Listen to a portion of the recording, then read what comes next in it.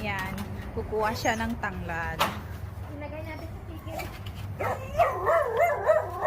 Kaso, Maingay yung aso namin. Pasensya na. Whee! ito yung tanglad.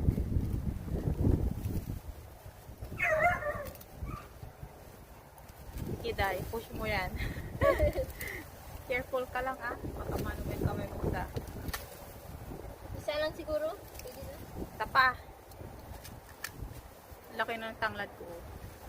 Laki nga eh. Okay na to. Pinayan. Alright.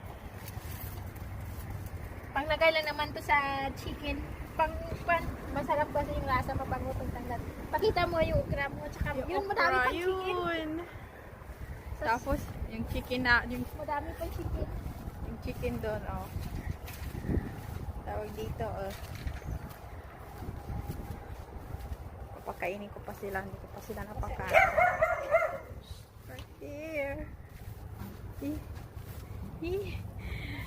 Oh. Look at that rooster. That rooster is so noisy every morning.